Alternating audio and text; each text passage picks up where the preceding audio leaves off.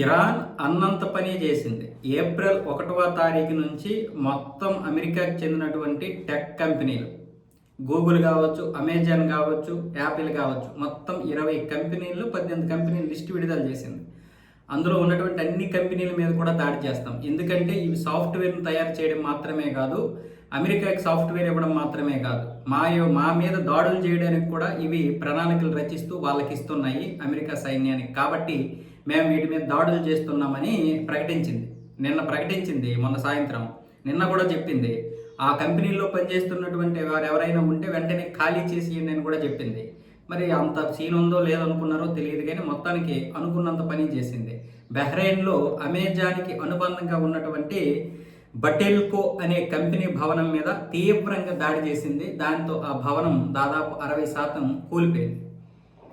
ఇది ఎక్కడ అంటే హమాలా, బహ్రెయిన్లోని హమాలా అనే ప్రాంతంలో ఉంది. బటెల్కో బహ్రెయిన్లోనే అతిపెద్ద టెలికమ్యూనికేషన్ కంపెనీ. ఇది అమెజాన్ వెబ్ సర్వీస్ కోసం పనిచేస్తుంది. బహ్రెయిన్ ప్రభుత్వం కూడా ఈ దాడిని ధృవీకరించింది. మొత్తం ఐటీ కంపెనీలు ఎన్ని ఉన్నాయంటే ఆ లిస్టులో 18 ఉన్నాయి. అందులో Nvidia, Dell, Microsoft, Google, Apple, Intel, IBM, Oracle, Meta, JP Morgan, General Electric, G45, Boeing, Tesla, ఇలా మొత్తం 18 కంపెనీలు అయితే ఉన్నాయి. ఆ కంపెనీలన్నింటి మీద దాడులు చేస్తామని చెప్తుంది. ఇప్పుడు ఆ కంపెనీలన్నీ కూడా చాలా వరకు భయంగానే ఉన్నాయి. ఎందుకంటే ఇప్పుడు ఈ దాడి ఏదైతే ఉందో ఆ దాడి చాలా తీవ్ర నష్టాన్ని ఏర్పరుస్తుంది. ఇప్పటికే ఒరాకిల్ లాభాల్లో ఉన్న, నష్టాల్లో ఏం లేదు, కానీ 30,000 మందికి ఉద్వాసన పలికేసింది.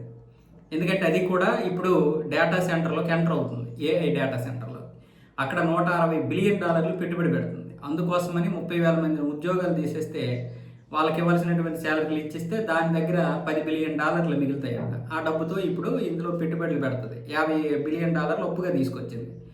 ఇది నిన్న విడుదల చేశాం కదా, నిన్న కూడా ఒక వీడియోలో చెప్పుకున్నాం. ఇలాంటి పరిస్థితుల్లో ఒరాకిల్ మీద కనుక ఒక దాడి జరిగితే ఏంటి పరిస్థితి? సో అందుకే ఇప్పుడు ఈ కంపెనీలన్నీ కూడా భయపడిపోతున్నాయి.